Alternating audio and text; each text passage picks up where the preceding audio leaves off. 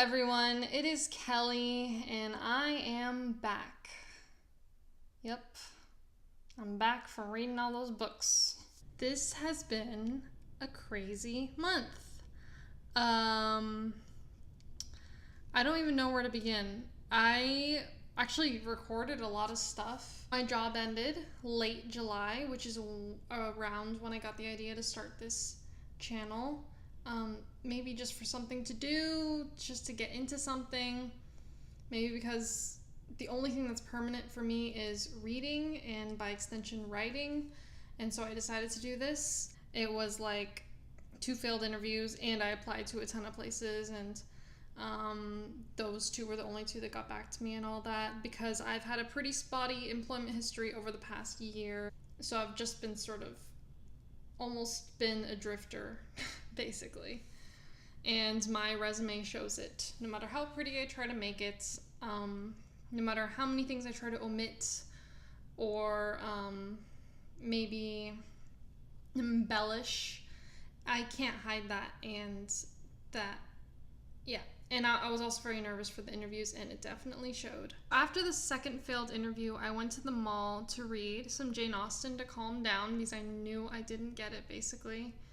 I went to Taco Bell, and I already ate like a pretty substantial meal, not like a full meal from Taco Bell. And then I went to Cinnabon, and I ate basically like an additional 1,500 calories, which is terrible. It's not healthy to do that. I know it's not quite binge eating, but I do have a short history with binge eating.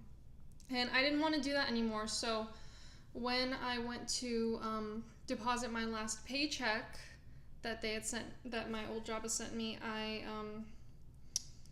I decided to switch it out with binge reading. I tried to do 48 hours straight of reading, and I know this, we already have a reading marathon type of thing. There's Booktubeathon, there's the Dewey's 24-hour thing.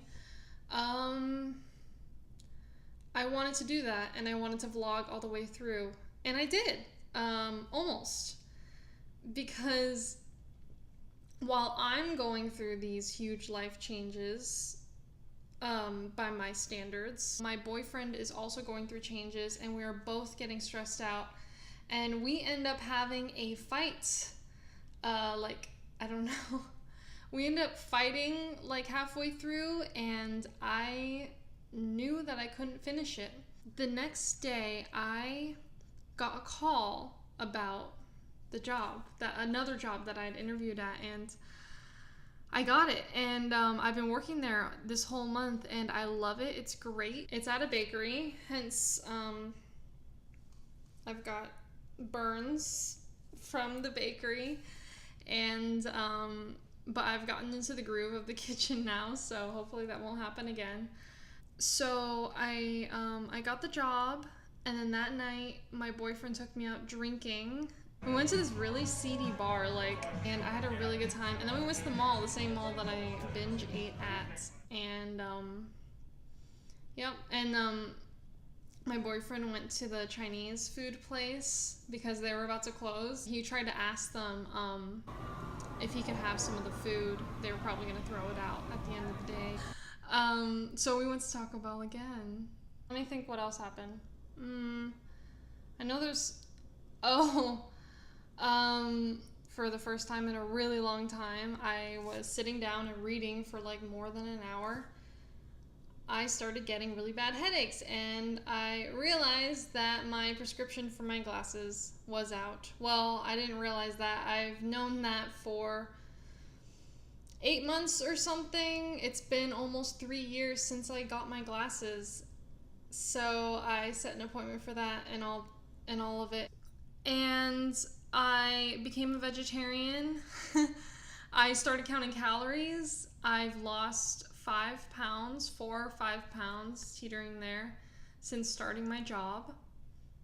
And just a lot of changes. Anyway, so all this happened during the first month that I start this channel.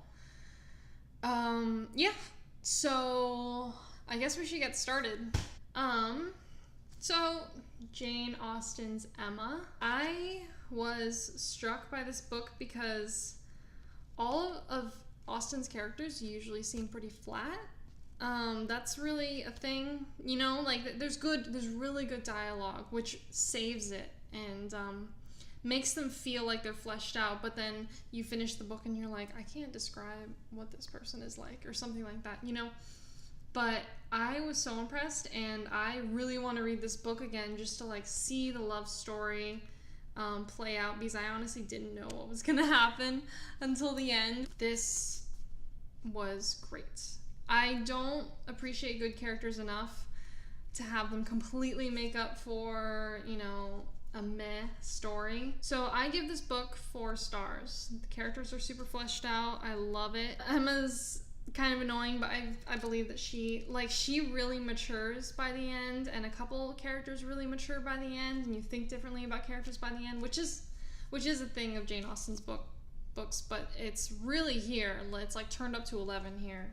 Alright, and this one was the Freelance Exorcist Book 1, Peter Hunter and the Minions of Mara. This is the Buddhism one, and I will be having a review video of this later, so I won't say much now, but yeah, I was pretty, you know, glued to this book while I was finishing it. Like after the first 100 pages, it was just, I just zipped right through it, which I know is like every single book ever that's any good, but I haven't had that feeling in a really long time. I wasn't, you know, constantly checking the pages and all of that.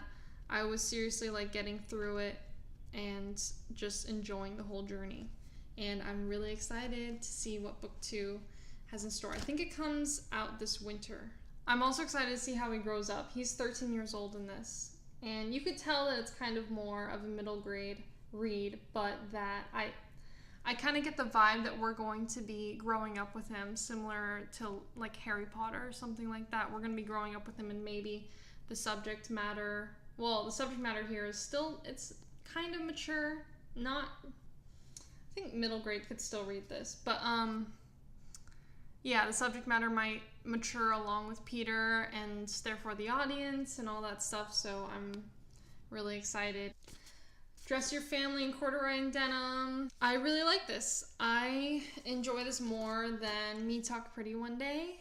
I really like the second half. I think because I just like stories about his family, especially his brother. Whether he embellishes it or makes it up or not, like, it doesn't matter.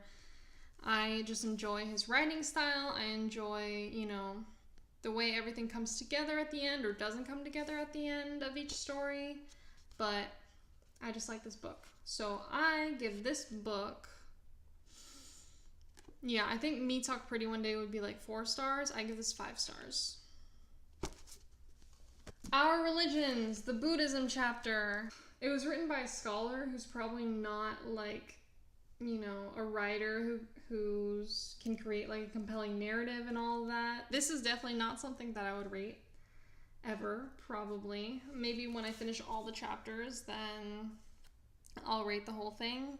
But right now, I feel like I wouldn't really do it justice. I got it in high school, and then I started reading about, I think it was Hinduism.